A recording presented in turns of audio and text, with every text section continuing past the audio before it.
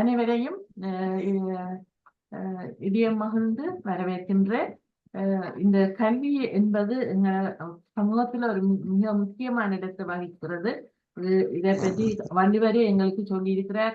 கற்க கசடர கற்றபின் நிற்க அதற்கு தக. மற்றது கண்ணுடையர் என்பார் கற்றவர், 32 புண்ணுடையர் கல்லாதவர். இப்படியாக கல்விக்கு மிகவும் அவசியமான முக்கியமான இடத்தை கொடுத்திருப்பதிலிருந்து எங்களுக்கு கல்வியின் முக்கியத்துவம் விளங்குகின்றது. இப்படி பார்க்கும்போது இந்த கல்வி என்பது கல் என்ற அடிப்படை சொல்லிலிருந்தான், அதாவது ஆய்வு செய்கிறது. இந்த ஆய்வு செய்கிற ஒரு பதத்திலிருந்து தான் இந்த கல்வி என்றது வந்தது. மற்றது எஜுகேஷன் என்று நாங்கள் பார்த்தாலும் இது லத்தீன் மொழி சொல்லு. இதுவும் வளர்த்தல், அதாவது கற்பித்தல், பயிற்றுவித்தல் பொருளை குறிக்கிறது. மற்றது நாங்கள் இந்த கல்வியை எங்களோட ஐம்புலனை பயன்படுத்தித்தான் நாங்கள் இந்த கல்வியை கற்கலாம். அதாவது மற்றது ஆரம்பத்துல இந்த கல்வி குருகுல கல்வி நீங்கள் எல்லாருமே அறிஞ்சிருப்பீர்கள். ஒரு வீட்டுல ஆசிரியர் வீட்டுல மாணவர்கள் எல்லாம் சந்திச்சு பேசி கதைகள் மூலமும் படித்த கல்வியைத்தான் எங்களோட மூதாதையர் கண்டுள்ளனர். இனி இந்த 2 பிரிவில நீங்கள் இருக்கிறீர்கள். அதாவது பிள்ளைகள் என்ற பிரிவிலையும் சுரேஷ் பாரதியும் உஷா வரதராஜன் அவர்களும் இருக்கிறார். பெற்றோர் தரப்புல ரமணி அவர்களும் கதிரேசன் அவர்களும் யாகர் அவர்களும் இருக்கின்றீர்கள். முதல்ல பிள்ளைகள் தரப்பை தொடங்குவோம். இதுல யார் முதல் தொடங்க விரும்பும்? யார்? நீங்களாமா? உஷா அம்மா தொடங்க இருக்கிறீங்க. 5 to 10 நிமிஷம் பாவிக்கலாம் நீங்கள்.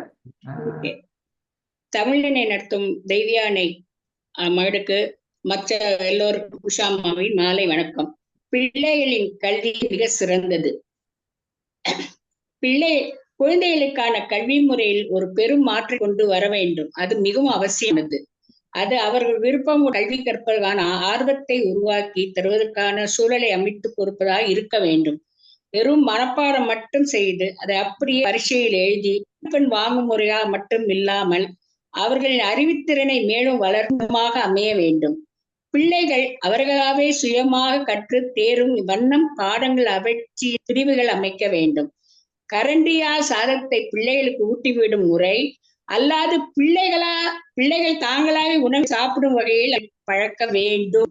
ஆசிரியர் கற்றுக் கொடுப்பதை மட்டும் பயின்று அப்படியே அதை ஒப்பிக்கும் பழக்கம் தற்கால கல்வி முறைக்கு ஏற்றது அல்ல. ஆகவே குழந்தைகள் தாங்களாகவே அனைத்தையும் உருவாக்கும் வகையில் அவர்களின் கல்வி அறிவினை வளர்க்க வேண்டும். இந்திய அளவில் வெளியான திரைப்படங்களில் கூட கல்வியில் மாற்றம் வலியுறுத்துகின்றன. தாரே ஜமீன் பே, ஆல் இஸ் வெல் 2 படங்களுக்கும் இந்திய நாட்டில் கல்வி முறையில் மாற்றம் கொண்டு வரவும் பிள்ளைகள் அவர் விரும்பும் வண்ணம் கல்வி கற்றுக்கொள்ள வழிவகை செய்ய வேண்டுவதை வலியுறுத்துகின்றேன். முதலில் புத்தக கலையில் இருந்து பிள்ளைகளை விடுவிக்க வேண்டும். தற்கால அறிவியல் கண்டுபிடிப்புகளை பிள்ளைகளின் கல்வி வளர்ச்சி மேற்பட எவ்வகையில் பயன்படுத்த முடியுமோ அப்படி பயன்படுத்தி அவர்களின் படிக்கும் ஆர்வத்தை மனப்பாடம் செய்து ஒப்பிக்க சொல்லாமல் அப்படியே புரிந்து படிக்கிறார்கள் என்று பார்க்க வேண்டும். அப்போதுதான் அவர்கள் கற்றுக்கொண்டே அறிவை பயன்படுத்தி மேலும் மேலும் மெருகூட்டி அவர்கள் தாங்களாவே அனைத்தையும் உணர்த்து சிந்தித்து செயல்பட முடியும். மாணவ பருவத்திலே அவரை சிந்தனை சிற்பியாக செயல்பட முடியும். நம் நாட்டின் வளர்ச்சியும் அடுத்த கட்டத்துக்கு முடியும். எனக்கு வாய்ப்பு கொடுத்ததுக்கு மிக்க நன்றி. சிறப்பம்மா. அதாவது முக்கியமாக சிந்தனை வளர்க்கின்ற கல்வியத்தை நாங்கள் வரவேற்க வேண்டும். என்னன்னு சொன்னால் மனப்பாடம் எங்களோட அந்நிய ஆட்சியில இருந்த கல்வி திட்டம் இலங்கையில அதைத்தான் தொடர்ந்து பின்பற்றி கொண்டிருக்கின்றார்கள். அதாவது பாடத்தை படித்து அந்த பாடத்தை ஒப்புவித்து பரீட்சையில அந்த எவ்வளவு மார்க்ஸ் எடுத்துக்கிறார்களோ அந்த அடிப்படையை வச்சு அவர் ஒரு மாணவன் தரத்தை அறிய முடியாது என்பது இன்று எல்லாரும் வாழ்ந்துள்ள ஒரு பொதுவான ஒரு கருத்தாக தான் இருக்கின்றது. அருமையாக சொன்னீர்களாமா. அடுத்தது நீங்கள் பெற்றோர் அணியிலை ரமணி ஐயா கண்ணேரும் இதுக்குடைய நீங்கள் சொல்ல விரும்புகிறீர்களா? வணக்கம். வணக்கம் எல்லோருக்கும் வணக்கம்.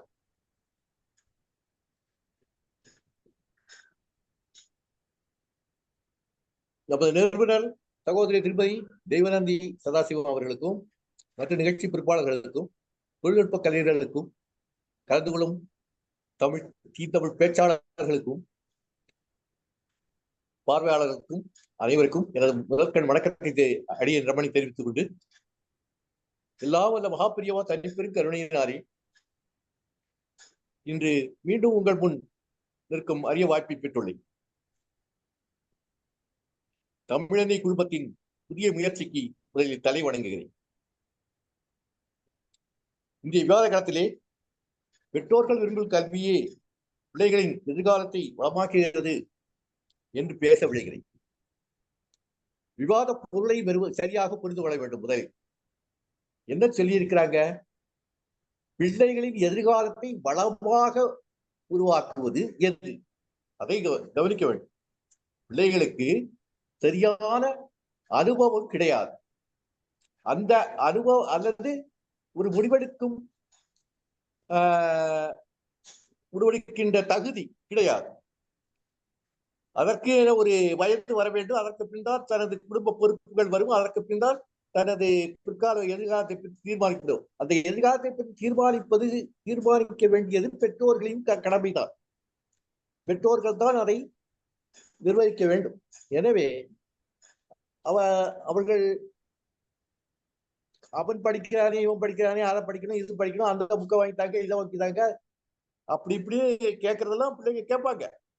அதை செய்யறது அவங்களுடைய தகுதியை அல்லது வசதியை பொறுத்தது விஷயம். அது தவறல்ல.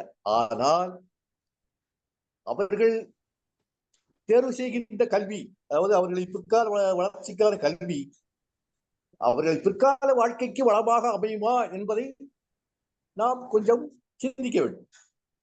அதை சிந்திக்கின்ற இது பெற்றோர்களின் கடமை. பெற்றோரை பொறுத்தவரையில் தனது பிள்ளை ஒரு இன்ஜினியர் ஆக வேண்டும், ஒரு டாக்டர் ஆக வேண்டும், நிறைய சம்பாதிக்க வேண்டும், கார் பங்களா என்று வாழ வேண்டும், அவர்கள் வசதியுடன் வாழ வேண்டும், நல்ல மனைவி கிடைக்க வேண்டும் என்றெல்லாம் தான். நல்ல மனைவி, நல்ல கணவர், பெண் பிள்ளைகளாக இருந்தால் நல்ல கணவர், அப்படி இருக்க வேண்டும் என்றுதான் விரும்புவார்கள் பெற்றோர்கள். பெற்றோர்கள் அவரு அந்த கல்வியில இதுல படிக்க போனான்னா இந்த சரியான சம்பாதிக்க முடியாது, இது வேண்டாம், இந்த கல்வி வேண்டாம், நீங்க இதுக்கு போங்க, இன்ஜினியரிங் போங்க, டாக்டர் போங்க, அல்லது வேற ஏதாவது கல்விக்கு போங்க, நல்லா வளமா இருக்கணும், செல்வமா இருக்கணும் அப்படின்னு தான் பெற்றோர்கள் நினைப்பாங்க. அதனால் ஆனால் பிள்ளைகளுக்கு அதற்கு உடன்படுவார்களா என்பது வேறு விஷயம்.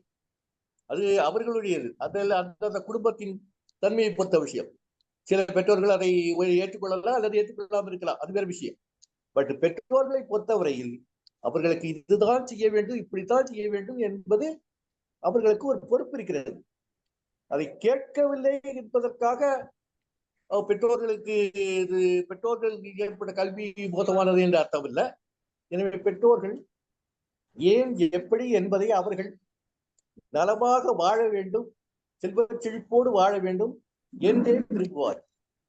ஆக பிள்ளைகள்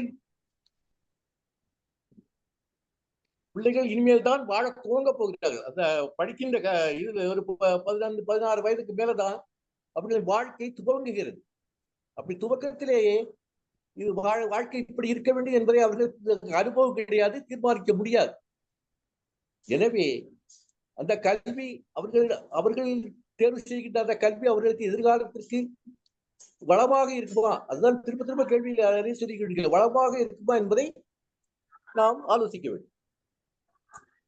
மற்ற பெற்றோர்கள் என்பவர்கள் தங்கள் வாழ்க்கையில் ஏராளமாக அடிபட்டு புதைப்பட்டு வந்தவர்கள், அனுபவம் அதிகமாக உள்ளவர்கள். எனவே தங்கள் அனுபவங்களின் காரணமாகவே தனது பிள்ளைகள் வேறு மாதிரி நல்ல கல்வி கற்று வர வேண்டும் என்று எதிர்பார்க்க பொழுது சொன்னால் குலக்கல்வி என்று சொல்வார்கள். அதாவது தொழிற்கல்வி, குலத்தொழில் செய்வது. முன்னாலெல்லாம் அந்த ஒரு ஆசாரியன் இருந்தால் அது தட்டான், அதாவது பொன் வேலை செய்பவர்கள் அவர்கள் எல்லாம் இப்பொழுது அவர்களின் பிள்ளைகள் அந்த அவர்களது வேலைக்கு வருவதை அவர்களே விரும்புவது. தங்கள் பிள்ளைகள் இந்த இதுலயே இருந்தாக்கா அவங்க ரொம்ப கஷ்டப்படுவாங்க அப்படின்ட்டு அவங்க வேற நல்ல கல்விக்குத்தான் அவர்களை செய்வார், பெற்றோர்கள் விரும்புகிறார். எனவே பிள்ளைகளும் தங்களைப் போல கஷ்டப்படக்கூடாது, அவர்களின் எதிர்காலத்தை வளமாக மிக மிக வளமாக்குவதற்காக மிக மிக ஆராய்ந்து சிறந்த கல்வியை தேர்ந்தெடுப்பார். ஒருவேளை பிள்ளைகளுக்கு அது பிடிக்காமல் இருக்கலாமே தவிர, ஆனால் பெற்றோர்களின் எண்ணம் பிள்ளைகளின் எதிர்காலத்தை வளமாக்குவது, துன்பப்படாமல் நல்வாழ்வு வாழ வேண்டும் என்பதையே இருக்கு. அதற்காக பிள்ளைகள் தேர்வு செய்யும் கல்வியானது தவறானது என்று நான் கூறவே இல்லை. ஒருவேளை அது அவர்களின் லட்சியமாக இருக்கக்கூடும். சில பிள்ளைகள் இப்படியாக வேண்டும் அப்படியாக வேண்டும் என்ற லட்சியத்துடன் சில கல்விகளை தேர்வு செய்யலாம். பிள்ளைகளின் விருப்பங்கள் தவறு நான் சொல்லல. ஆனா பெற்றோர், நீங்க என்ன இதுல சொல்றீங்க, அந்த கேள்வி என்னன்னா, பெற்றோர்கள் விரும்பும் கல்விதான் பிள்ளைகளின் எதிர்காலத்தை வளமாக்குவதுதான் பிள்ளைகள்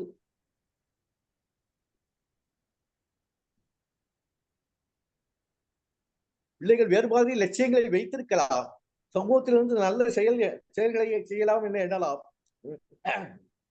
மந்திரி ஆகணும், எம்எல்ஏ ஆகணும் என்றெல்லாம் நினைக்கலாம். ஆனால் அதுவெல்லாம் ஒரு பெரிய இது என்று சொல்ல முடியாது. ஆனால் பெற்றோர்களை பொறுத்தவரை அவங்க மந்திரி ஆகணும், எம்எல்ஏ அப்படியெல்லாம் விரும்ப மாட்டாங்க. அவங்க நல்லா இருக்கணும் அப்படிங்கிறத மட்டும்தான் விரும்புவாங்க. ஆக பெற்றோர்கள் விரும்பும் கல்வியை பிள்ளைகளின் எதிர்காலத்தை வளமாக்குவது என கூறி வாய்ப்புக்கு நன்றி கூறி விடைகிறேன். நன்றி, வணக்கம். மிக்க நன்றி ஐயா. ஆணித்தரமாக உங்களோட கருத்துக்களை வைத்தீர்கள். அதாவது பிள்ளைகளுடைய வயசு இங்க முக்கியம். எந்த வயசுல அவர்கள் எப்படியான முடிவை எடுக்க தகுதி உள்ளவர்கள், அல்லது அவர்களுடைய எண்ணம் செயற்பாடும் சரியாக இருக்கிறதா என்பது பெற்றோர்கள் மிகவும் அவதானிக்க வேண்டிய விஷயம். இதை நீங்க மிகவும் வலியுறுத்தி சொல்லி இருக்கிறீர்கள். அதாவது பிள்ளைகள் அனுபவம் அனுபவ ரீதியாக பெற்றோர்கள் படித்ததை விட பிள்ளைகள் படித்தது குறைவு. அப்படி எனும் பொழுது பெற்றோர் அதிகாரத்தை எடுத்து பிள்ளைகளை வழிகாட்டி கொண்டு போறதுதான் சிறப்புன்னு சொல்லி இருக்கிறீங்க. மிக்க நன்றி ஐயா உங்களோட கருத்துக்கு. அடுத்தது சுரேஷ் பாரதி சொல்ல போறீங்களா? அடுத்த ஐயா.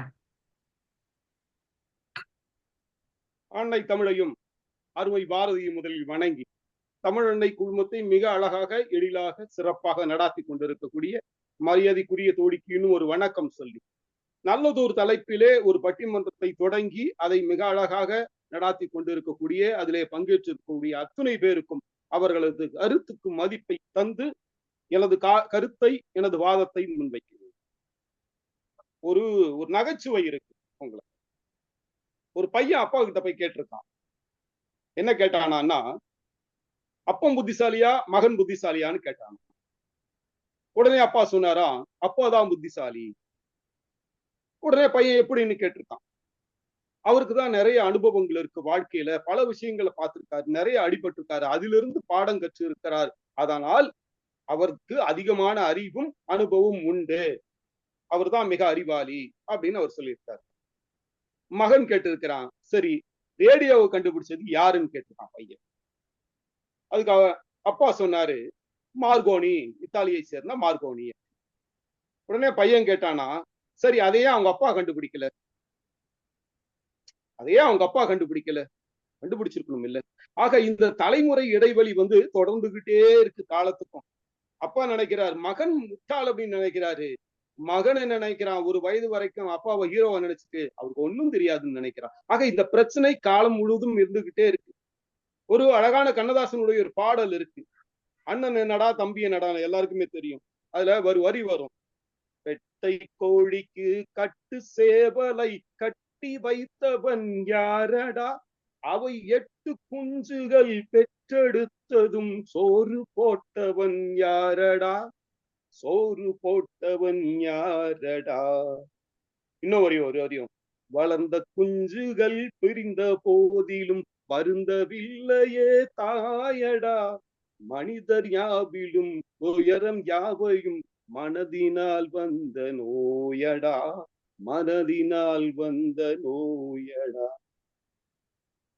அண்ணன் என்னடா தம்பி என்னடா, அவசரமான உலகத்திலே ஆசை கொள்வதில் அர்த்தம் என்னடா, காசில்லாதவன் குடும்பத்திலே.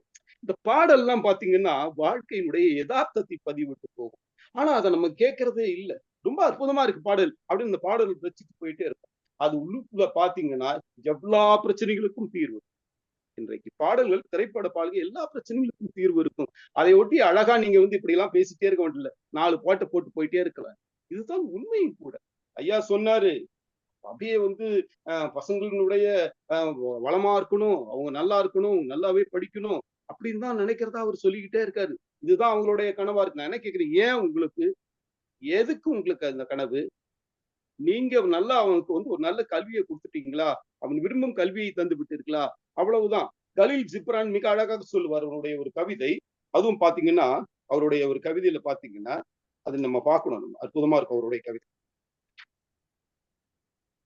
அவர் என்ன சொல்ல வர்றாருன்னா, குழந்தைகள் உங்களால் வந்தவர்கள், அவ்வளவுதான். அவர்கள் உங்கள் எண்ணங்களை கொண்டிருக்க வேண்டிய எந்த அவசியமும் இல்லை. அவர்களுக்கு உங்கள் எண்ணங்களை நீங்கள் திணிக்காதீர்கள். இதுதான் அவருடைய குழந்தையை பற்றிய பார்வை. கலீல் ஜிப்ரான் நீங்க படிச்சு பாருங்க. மிக அற்புதமாக, யதார்த்தமாக இருக்கும். அவர் அண்ணல் நபிக்கு குருவாக இருந்தவராக வருது உங்களுக்கு. அதை பார்க்கணும். அண்ணல் நபியே அற்புதமான பல செய்திகளை தந்தவர். அவருக்கும் ஒருத்தர் குருவா இருந்திருக்காரு, வழிகாட்டியா இருந்திருக்காரு அப்படின்னு சொன்னா, அந்த கலீல் ஜிப்ரானை நாம் படிக்க வேண்டியிருக்கிறது. மிக யதார்த்தமாக குழந்தைகள் உளவியலை, பெற்றோர்கள் குழந்தைகள் மீதான தங்களுடைய தாக்கத்தை எப்படி செலுத்த வேண்டும் என்று அவர் சொல்லியிருக்காரு. அதுல நிறைய விடைகள் இருக்கு. தயவு செய்து படிங்க அப்படின்னு சொல்ல ரொம்ப அற்புதமா இருக்கு. அவர் சொன்னாரு, மகன்களை பற்றி தான் பெற்றோர், நான் மறுக்கவே இல்லை. அந்த சென்டிமெண்ட்ன்றது ஒரு லிமிட்டுக்குள்ள இருந்தா நல்லது. இல்லை என்று சொன்னால் என்ன ஆகுதுன்னா, இவர்கள் திணிச்சு அவனுக்கு நீ என்ஜினியர் ஆகணும், அது ஆகணும், அவனை ஆக்கி விட்டுறாங்க. அவன்லாம் என்ன செய்யறான், அந்த எல்லாம் ஃபாரின் போயிட்டு அப்பன் சாவுக்கு கூட வர முடியாத நிலை, வர்றது இல்ல, வர முடியாத நிலை இல்ல. நான் என்ன பண்ண போறேன், நீங்களா பாத்துங்க, நான் பணத்தை அனுப்பிடுறேன்றான். எத்தனை குடும்பத்துல இது இருக்கு, நீங்க மறுக்க முடியுமா? நம்ம இப்படியெல்லாம் அந்த சென்டிமெண்ட் வலைக்குள்ள நம்ம சிக்கிக்க வேண்டியதில்லை என்பதுதான் எல்லா காலத்துக்குமே பொருந்தும். எல்லா காலத்துக்கும் என்ன சொல்லியிருக்காங்க, நீங்க தயவு செய்து என்ன நமக்கு சொல்லப்பட்டிருக்கு காலத்துக்கும், பெற்றோர்களை கைவிட்டு விடாதீர்கள் மகன்களே, பெற்றோர்களை கைவிட்டு விடாது, இதுதானங்க போதனையா சொல்லப்பட்டிருக்கு. அப்படின்னா என்ன அர்த்தம்? ஒவ்வொரு காலகட்டத்திலையும் பெற்றோர்களை மகள்கள் தவிக்க விட்டு இருக்கிறார்கள் என்பது யதார்த்தம். ஏனென்று சொன்னால், நமது வாழ்க்கை முறையை விட அவர்களது வாழ்க்கை முறை மிக மிக மிக சவாலாக, கடினமாக இருக்கிறது. இந்த கடினத்தன்மையை புரிந்து கொண்டு அவர்கள் வாழ்வில் வெற்றி பெற வேண்டும் என்கிற ஆவல் மட்டும்தான் நமக்கு இருக்க வேண்டுமே ஒழிய, அவர்களை இன்னும் பெரிய பணக்காரனாக்கணும், நான் அதெல்லாம் ஆயிடணும்னு சொல்லிட்டு நாம என்ன ஆகிறோம்னா, நாம் தனிமைப்பட்டு நிற்பதுதான் உண்மை. ஒரு ஃப்ரெண்ட்ஸ்னு ஒரு படம், அதுல மிக அழகாக சொல்லுவாங்க, பையனுக்கு புகைப்பட கலைஞனாக ஆகணும். அப்பனுக்கு என்னன்னா, பையன் பிறந்தவனே ஒரு என்ஜினியர் பிறந்துட்டான் அப்படின்னுவாரு. அவனுக்கு என்ஜினியர், பொறியாளர்னே காலத்துக்கும் சொல்லி வளர்த்து பொறியாளர் ஆக்குவாங்க.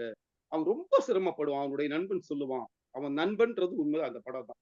அந்த நண்பர்களுக்கு சரியான வழிகாட்டக்கூடிய அந்த நண்பன் படம் பாருங்க. அவன் சொல்லுவான், உனக்கு பிடிச்சதை நீ செய் அப்படின்னுமா. அவன் அழுவான், அவங்க அப்பா விட மாட்டாரு. அவர்கிட்ட போய் அவன் கெஞ்சுவான்.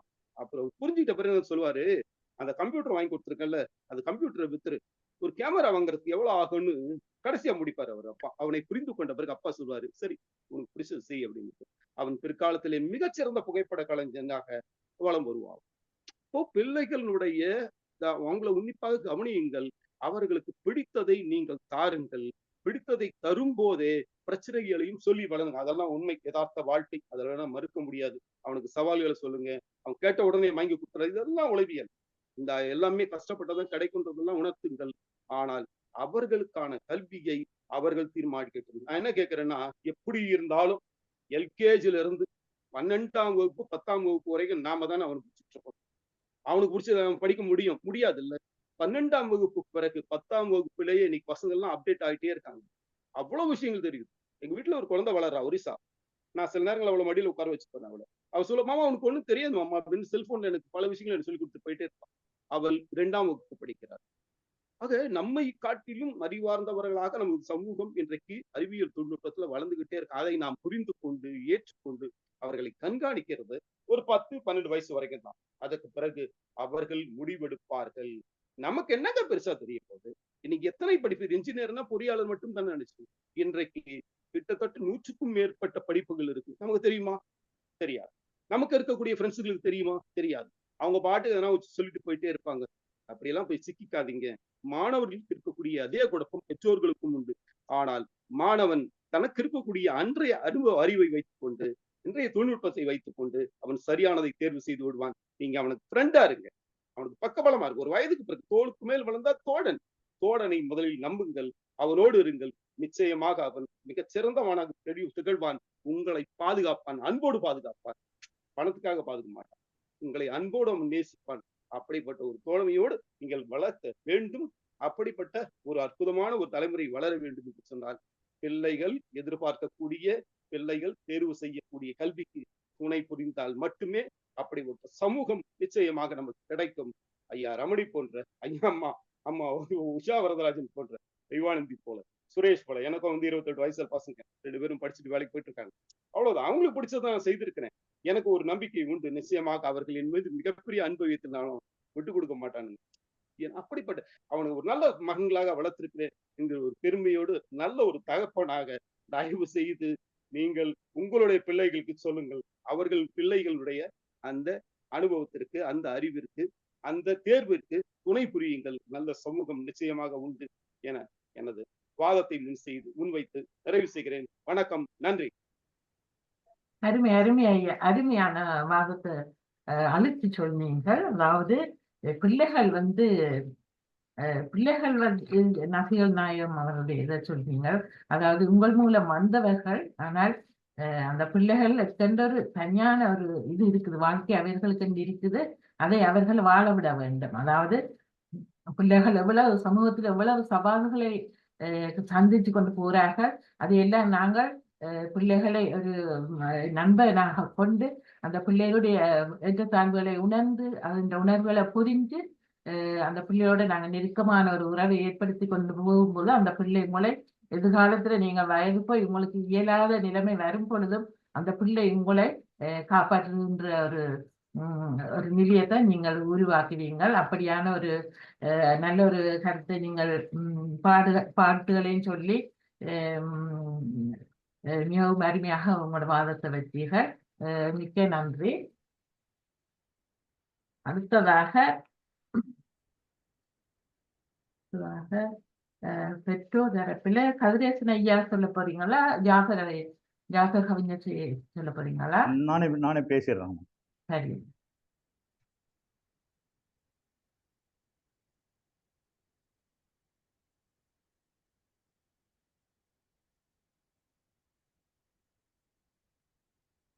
தொடங்குங்க ஐயா.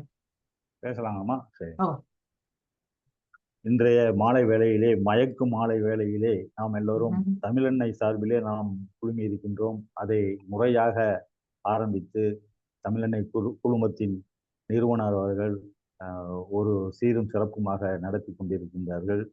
அவருக்கு சார்ந்து நாமும் மாணவனுடைய வாழ்க்கையை வளமாக்க அவன் விரும்பும் கல்வியா, மாணவன் விரும்பும் கல்வியா, பெற்றோர் விரும்பும் கல்வியா என்ற ஒரு தலைப்பிலே பேச நாம் எல்லோரும் முயற்சிக்கிறோம். எல்லோரும் வழக்காடு மண்டபத்தில் இருக்கின்ற அத்தனை பேருக்கும் எனது மாலை வணக்கத்தை தெரிவித்துள்ளேன். என்னுடைய அணி சார்பிலும் மற்றொரு அணி சார்பிலும் நான் எல்லோருக்கும் வணக்கத்தை தெரிவித்துக் கொள்கிறேன். மாற்றான் தோட்டத்து மல்லிகைக்கும் மனம் உண்டு என்பதை நான் அறிந்ததுதான், எல்லோரும் அறிந்ததுதான். மல்லிகை எங்க இருந்தாலும் அது வணக்கத்தான் செய்யும், நமது தோட்டத்தில் இருந்தாலும் அடுத்தவர் தோட்டத்தில் இருந்தாலும். அதே போல எதிரணி சார்ந்து பேசுபவர்களுடைய எதிரியும் கருத்து உண்டு, இரண்டுமே உண்டு. அது இரண்டுமே உண்டு என்றால் இன்றைய சூழலில் மாணவர்கள் எப்படி இருக்கிறார்கள் அப்படி என்பதுதான் பார்க்க வேண்டும். ஏதோ ஒரு கேஸ், இப்ப சிஇஓ, கூகுள் நிறுவனத்தில் சிஇஓ இருக்காரு இல்லைங்களா, ஜேம்ஸ் பிச்சை அவர்கள்லாம் இருக்கிறாருன்னா அவங்க வழியில விட்டாங்க, அதெல்லாம் அவங்க எல்லாம் படிச்சாங்க, அவங்க அப்பா அம்மா எல்லாம் அவங்கள கைட் பண்ணாங்க அப்படிங்கிறது தான். அதே மாதிரி இன்னொரு உதாரணம் சொல்ல வேண்டும் என்றால், நமது தமிழக சட்டசபையிலே, நமது தமிழக அரச அமைச்சகத்திலே அதாவது சீஃப் செக்ரட்டரியாக இருந்த ஒரு மனிதர், அவர் படித்து நார்மலாக எல்லோரும் போல சாதாரண மனிதர், மாணவனாக படித்து கொண்டிருந்தவர் தான். ஆனால் அவங்க அப்பா அம்மா சொல்லி வைக்கவும் நமது உன்னோட சித்தப்பா பையன் இந்த மாதிரி போயிருக்கலாம், அதே மாதிரி நீயும் படிக்கலாம் அப்படின்னு சொல்லி அவங்களெல்லாம் இது செஞ்சு அவங்களெல்லாம் வழிபடுத்தும் போதுதான் இவரும் ஒரு IAS தேர்வுல பாஸ் பண்ணுங்கிற ஒரு உத்வேகத்தோட வந்தார். இப்பொழுது இருக்கின்ற இளைஞர்களுடைய நாலேஜ் பற்றி, அதாவது அறிவுத்திறனை பற்றி யாரும் குறை சொல்லவே முடியாது. ஏனென்று கேட்டால் அவருக்கு தகவல் கிடைக்கக்கூடிய சாதனங்கள் நிறைய இருக்குது. அதனால அவங்க எதுல இருந்தாலும் கைபேசிலேயே அவங்க எல்லாம் தெரிஞ்சுக்கிறாங்க. பட் அவங்களுடைய வாழ்க்கையை நிர்ணயித்துக் கொள்வது இருக்கிறார்களா? எல்லாமே டைவர்ஜன் நாலேஜ் தான் இருக்கு.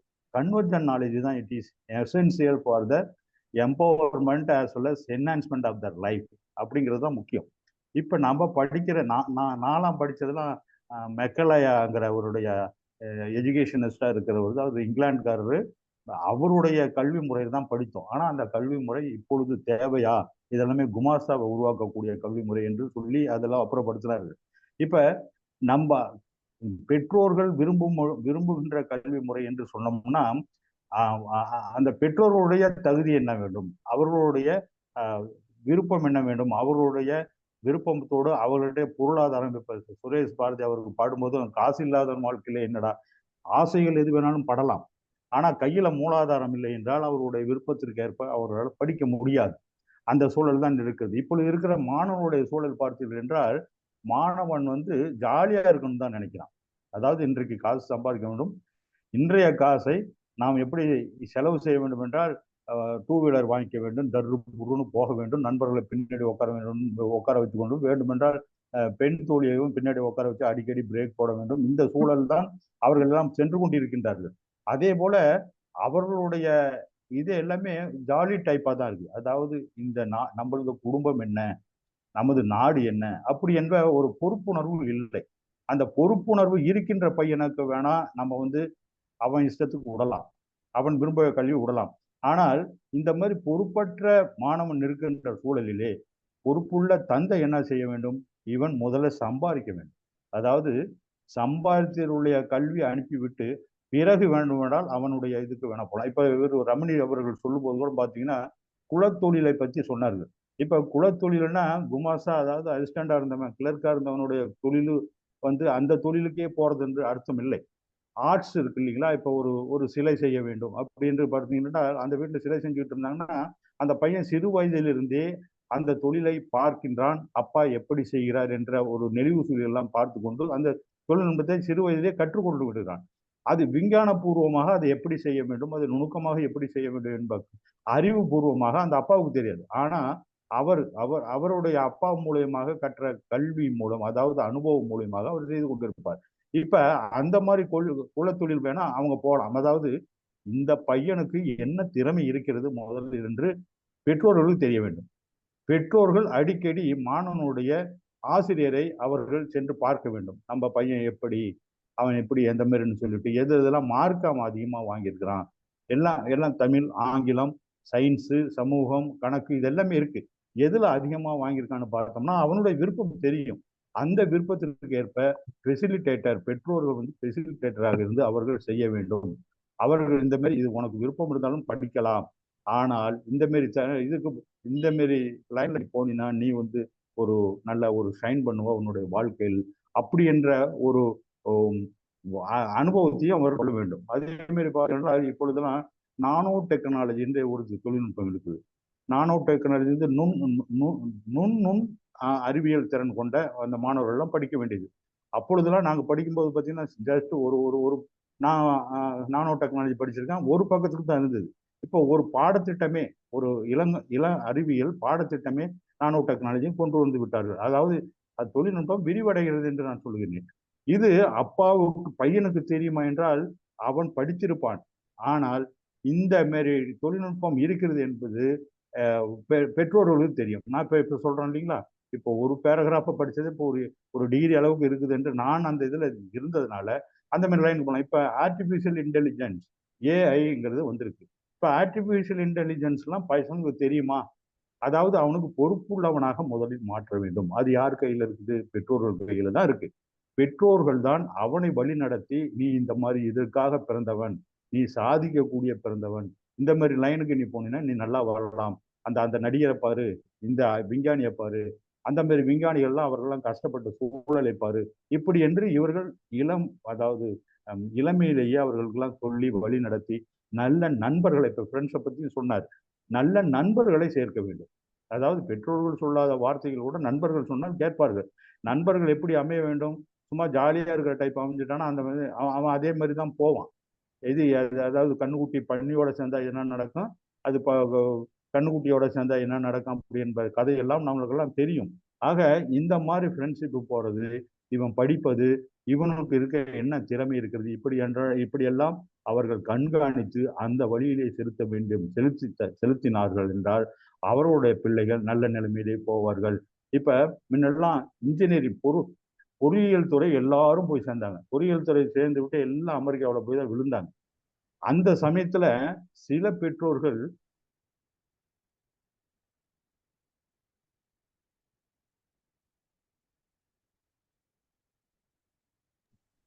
ஒலி போயிடுச்சு.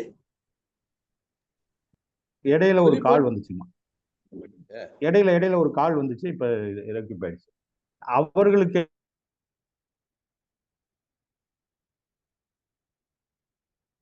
பெற்று விட்டார்கள்.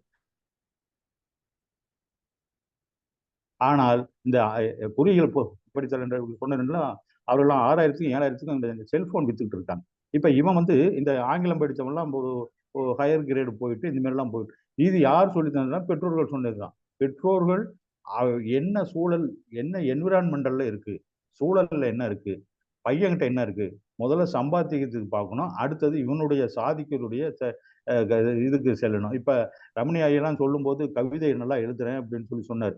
இப்ப சின்ன வயசுலயே அவங்க அப்பா இந்த மாதிரியான ஒரு சூழல்லாம் கொடுத்து அவரை கொண்டு வந்தோம்னா இந்நேரம் வைரமுத்தெல்லாம் தூக்கி சாப்பிடுற மாதிரி அவரெல்லாம் கவிதை எழுதியிருப்பார்.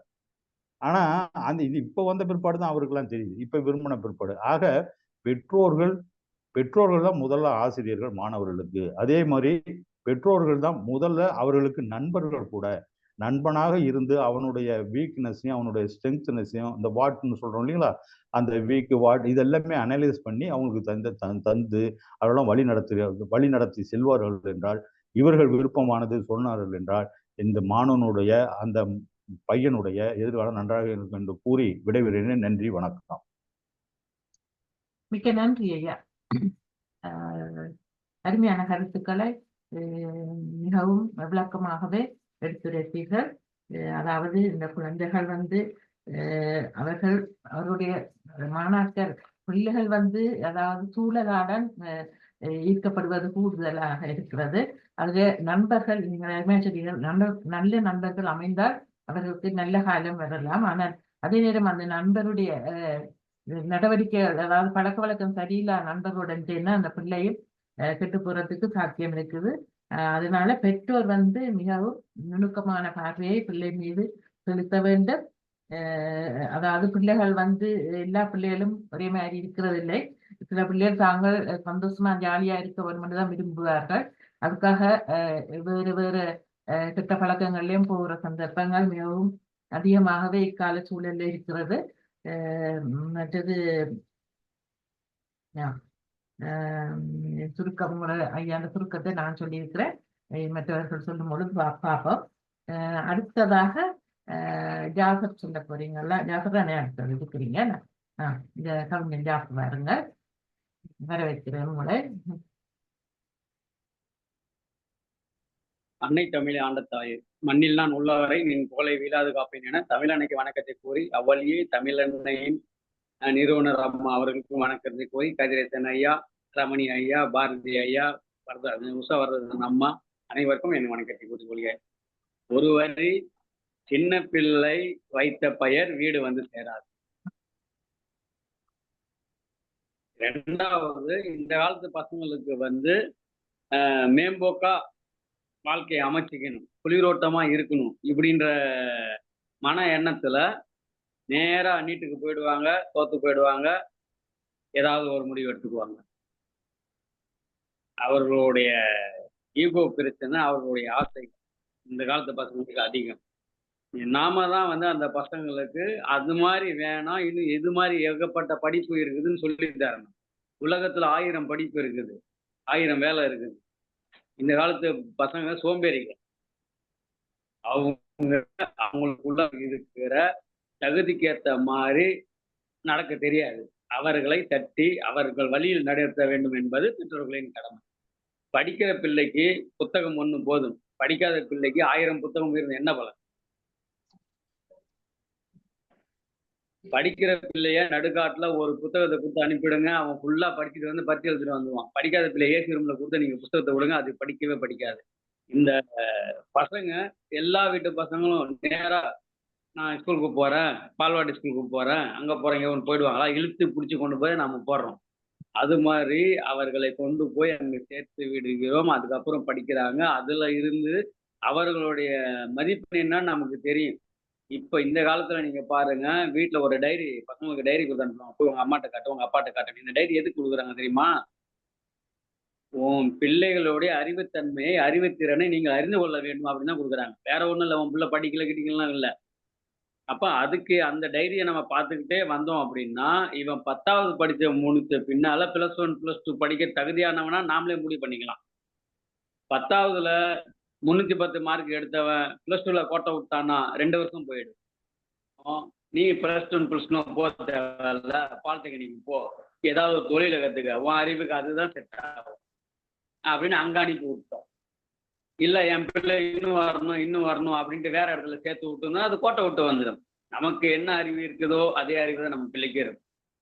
அப்ப நம்மளுடைய வெயிட் என்னவோ அது தான் பிள்ளைய வளர்க்கணும்.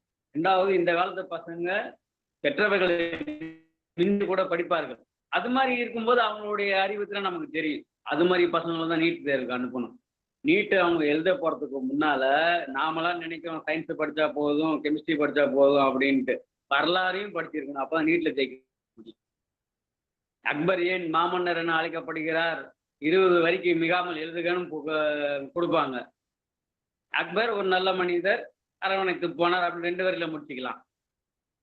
அது மாதிரி உள்ள காலத்தில் பசங்களை நம்ம கண்ட்ரோல்ல கொண்டு வர்றதான் நல்லது. 2வது, இந்த பசங்க சின்ன பிள்ளையில இருந்தே இந்த ஜனங்க செய்யற பெரிய தப்பு என்னன்னா, டாக்டரா போ, போலீஸா போ அப்படின்ட்டு.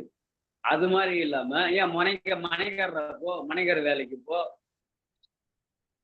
இல்ல ஒரு காலேஜ்ல ப்ரொஃபஸர் வேலைக்கு போ, ஒண்ணுமே இல்ல 4 பசங்களுக்கு பாடம் சொல்லி கொடுக்கப்போ, இதெல்லாம் சொல்ல மாட்டாங்க. நேர டாக்டர் தான்.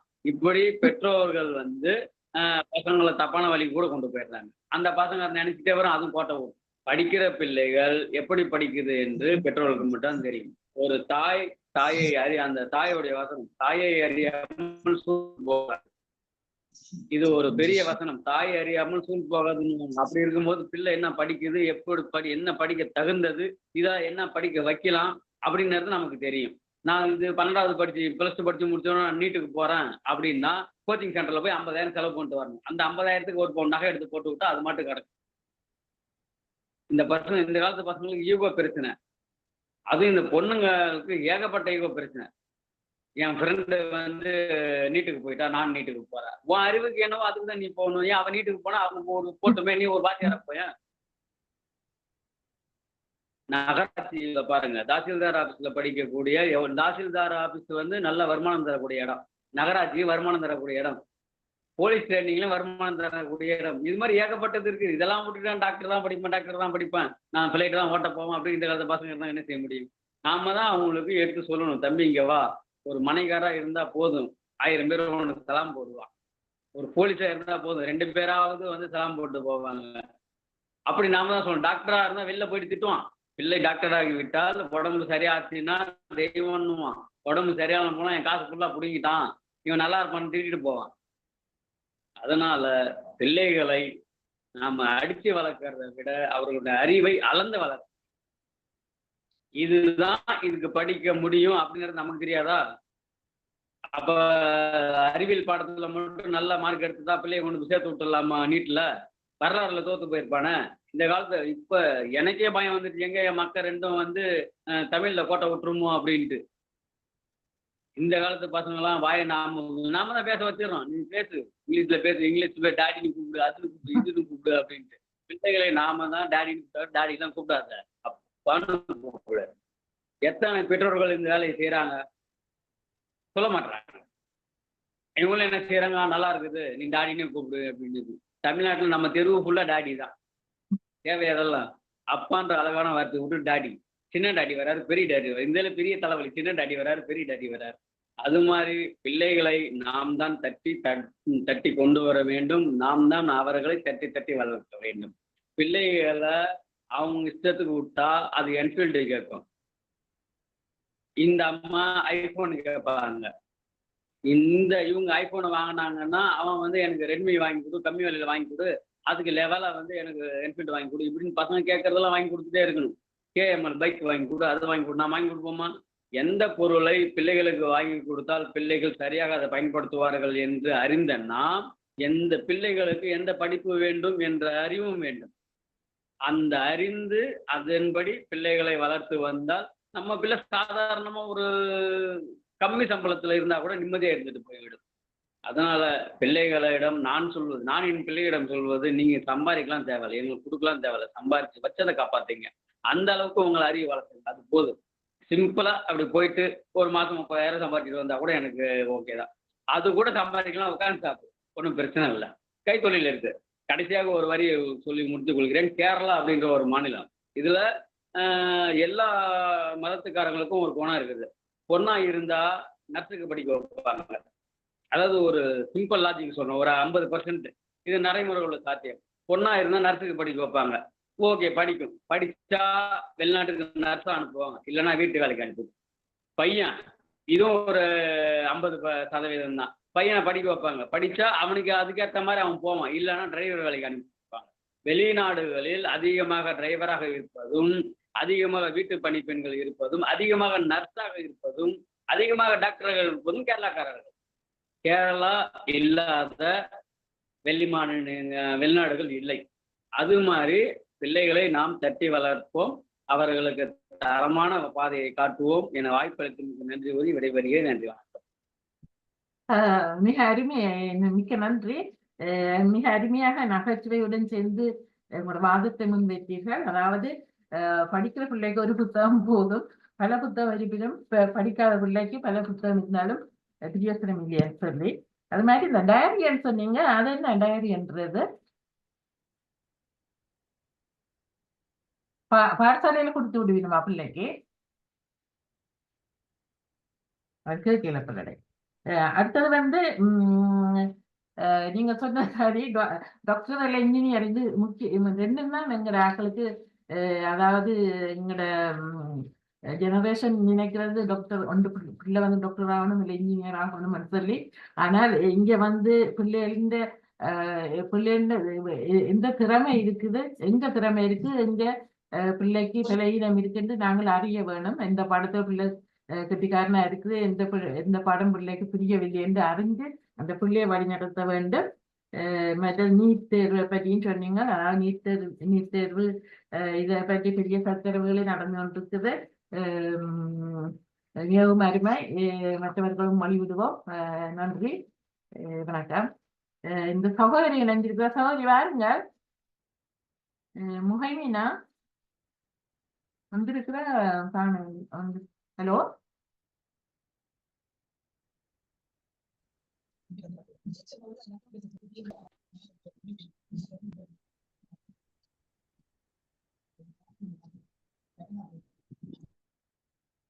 வாருங்கள் சகோதரி. வணக்கம். வணக்கம் வணக்கம், பாருங்கள். நல்லா இருக்கீங்களா எல்லாரும்? ஆமாம், பாருங்கள், மகிழ்ச்சி.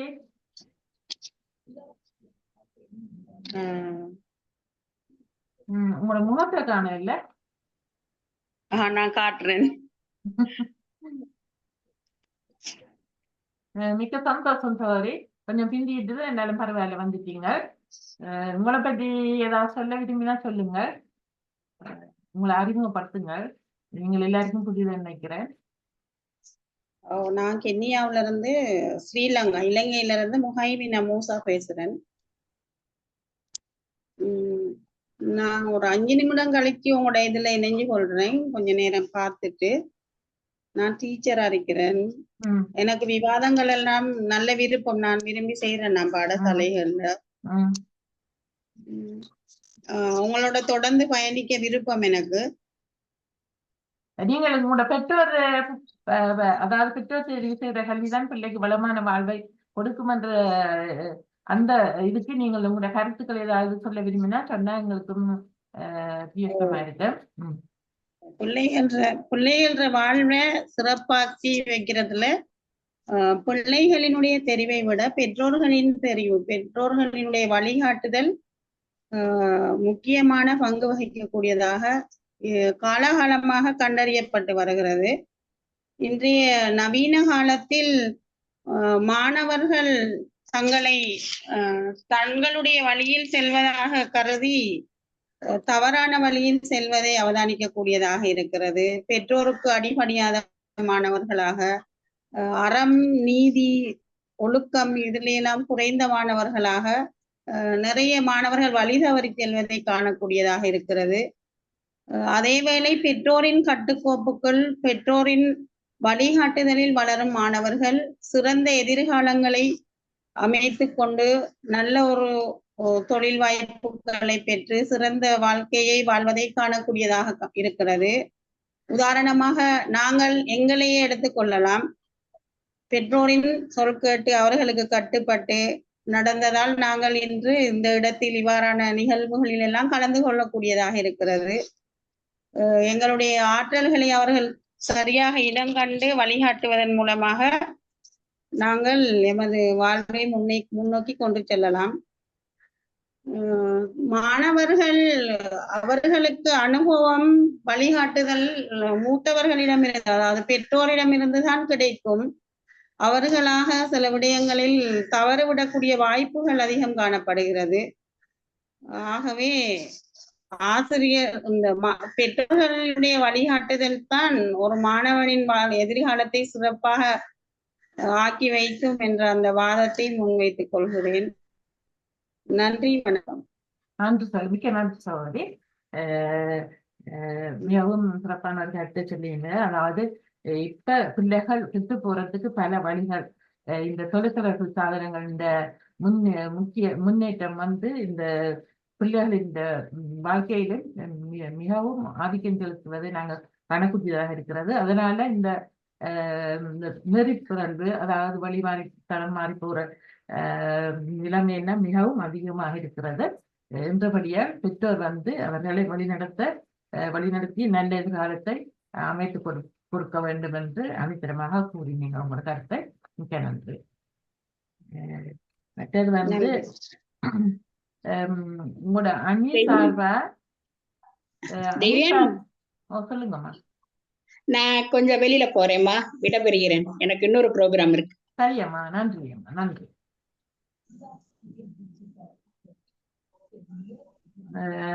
நீங்க சுரேஷ் பாரதி, உங்களோட கருத்தை சுருக்கமா, உங்களோட அணியின் வாதங்களை வச்சு உங்களோட கருத்தை சுருக்கமா சொன்னீங்கன்னா எங்களுக்கு நடுவத்துவம் வைப்பதற்கு இலகுவாக அமையும். நல்லதுமா. மீண்டும் வணக்கத்தை தெரிவிக்கின்றேன். ஒரு விஷயத்த ரொம்ப தெளிவாக தெரிந்து கொள்ள வேண்டியது, முதல்ல தலைப்பை சரியாக புரிந்து ஐயா ஜாஃபர் அவர்களும் கதிரேசன் ஐயா அவர்களும் பாத்தீங்கன்னா ரொம்ப பேலன்ஸ்டா பேசியிருக்காங்க. இப்படியும் இல்லாமல் அப்படின்னு இல்லை. நாங்கள் ரொம்ப தெளிவா எங்களுடைய வாதத்தை வைக்கிறோம். நீங்கள் பிள்ளைகளின் கல்வியை பெற்றோராகிய நீங்கள் தீர்மானித்ததில் பெற்ற வெற்றி என்ன? தயவு செய்து கொஞ்சம் நல்ல நிலைமையில இருக்காங்கல்ல, மற்றவர்களுக்கு வழிகாட்டக்கூடிய இடங்கள்ல இருக்காங்கல்ல, அவர்களினுடைய கல்வித்தரத்தை, வாழ்க்கை வரலாற்றை தயவு செய்து புரட்டி பாருங்க. அவர்களுக்கு பின்னால் என்ன இருக்கும்னா, அவர்கள் தேர்வு செய்த கல்விக்கு பெற்றோர் உதவி புரிந்ததனுடைய விளைவாகத்தான் இருக்கு. நீங்க மறுக்கவே முடியாது. மிகச்சிறந்த வழிகாட்டக்கூடிய, இன்றைக்கு மோட்டிவேஷன் ஸ்பீச் எல்லாம் கொடுக்கக்கூடிய, இன்னைக்கு யாரெல்லாம் நீங்க நினைக்கிறீங்களோ அவர்கள் தேர்வு செய்த கல்விக்கு பெற்றோர் ஊக்கப்படுத்தியதனுடைய விளைவுதான் இருக்கும் அந்த வெற்றி. நாங்க தாராளமா சொல்லுவோம். அப்படி நீங்க சொல்ல முடியாது. நீங்கள் எப்படி சொல்லலாம்? என் பையன் ஒரு பேங்க்ல ஒரு ஆபீசரா போயிருக்கான், என் பையன் ஒரு டீச்சரா போயிருக்கான், என் பொண்ணு ஒரு டீச்சரா போயிருக்கு, இப்படி சொல்லிக்கலாம். ஒரு கட்டத்தோடு நின்று விடக்கூடிய கல்வியை நீங்கள் தெரிவு செய்து அவர்களுக்கு கொடுக்கிறீர்கள். அவர்களாக தெரிவு செய்யக்கூடிய கல்வியில் அவர்கள் மின்னுகிறார்கள் என்பது மறுக்க முடியாத உண்மை. அப்துல் கலாமுக்கும் பொருந்தும் என்பதுதான். மிகச்சாதாரண குடும்பம். அவர் பிளைட் ஓட்டணும்னு போயிட்டு அவர் என்ன ஆகிறாரு? முப்படை தலைவராக ஆகிறாரு. அவர் மிகச்சிறந்த செயற்கையோட செய்யறாரு. அவர் தன்னுடைய வாழ்நாட்களில் தான் செய்த மிகச்சிறந்த செய்தி என்னன்னு சொல்றாரு தெரியுங்களா? எனக்கு பிடிச்சது எழுது தெரியுமா?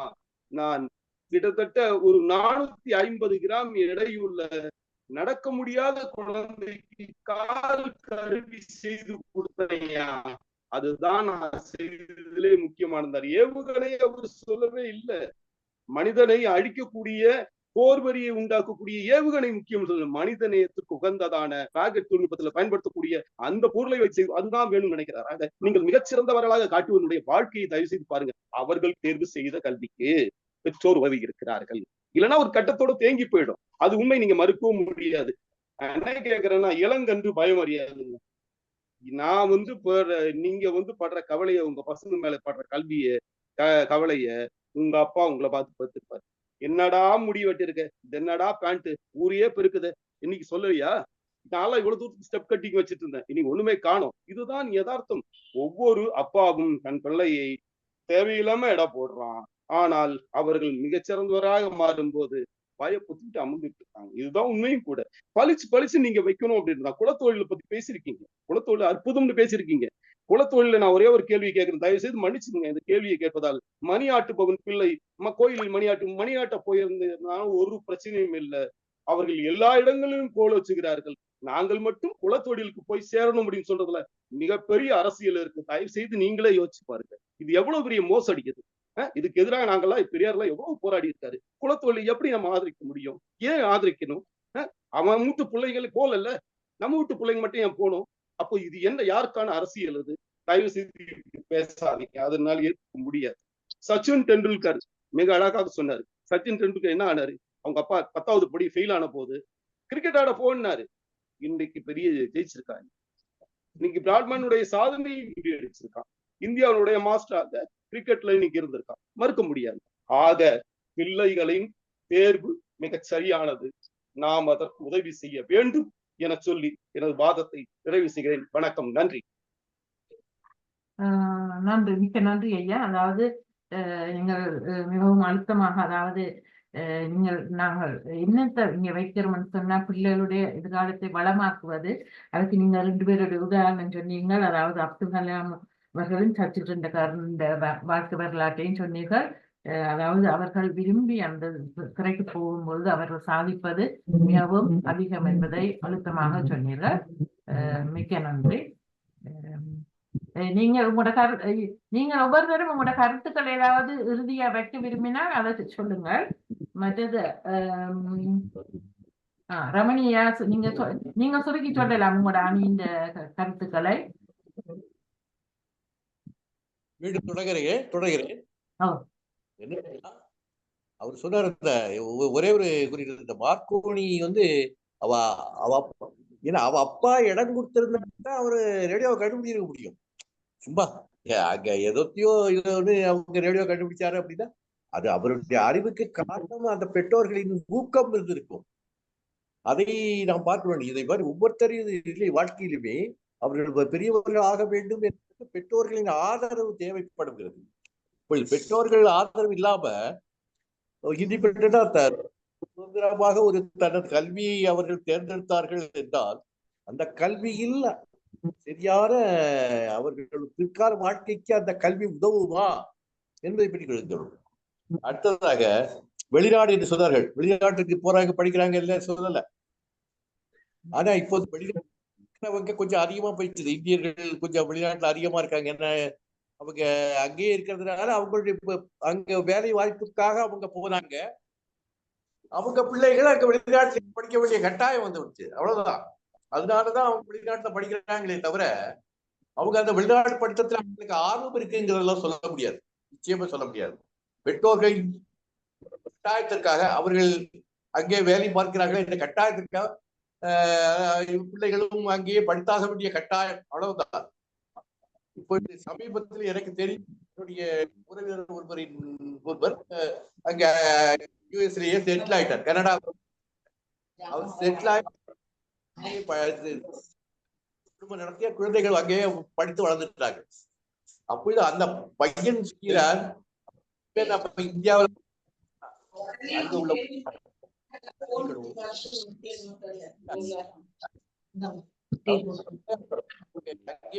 அங்கேயே வேலை பார்க்கணும் அப்படின்னு பெற்றோர்கள் விரும்பி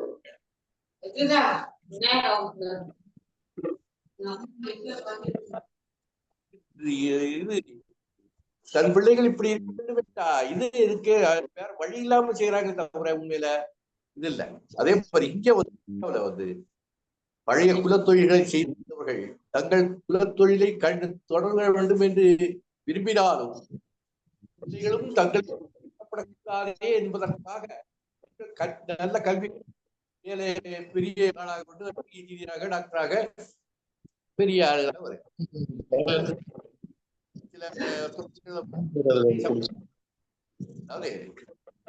நீங்க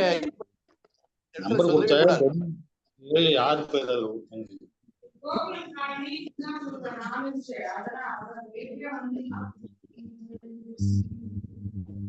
அதாவது ஒரு தொழிலை குறித்து நம்ம சொல்லக்கூடாது. அந்த போனாங்க நிறைய கை நிறைய சம்பாதிக்கலாம்டா, இன்ஸ்பெக்டர் போலீஸ் இன்ஸ்பெக்டர் கை நிறைய சம்பாதிக்கலாம். இதெல்லாம் தப்பு, மிக மிக தவறான ஒரு விஷயம்.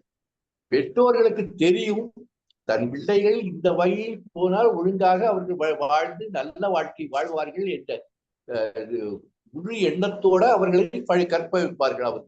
இவர்கள் படிக்காவிட்டாலும் கூட தன் பிள்ளைகளுக்கு நல்ல கல்வி வேண்டும், நல்ல படிக்க வேண்டும், நல்ல என்ற எண்ணம் இருக்குமே தவிர, அதனால இப்படி செய்வாங்களே தவிர, அதனால பெற்றோர்களுக்கு பிள்ளைகளுக்கு பிற்காலத்தில் வளமான வாழ்க்கை வர வேண்டும் என்பதற்காக நல்ல ஒரு கல்வி கற்க வேண்டும் என்று அவர்கள் ஆசைப்படுவார்கள். அதை கேள்விப்படுவாங்க.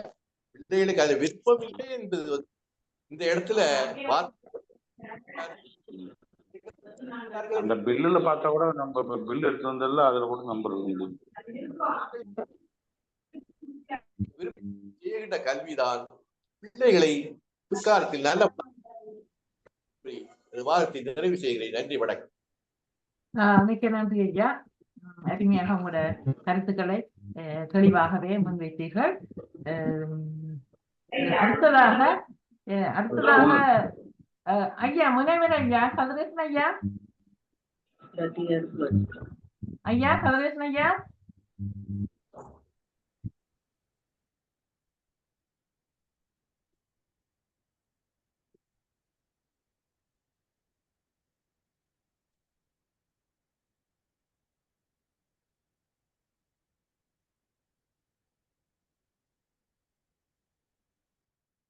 ஐயா கதிரேசன் ஐயா வாருங்கள்.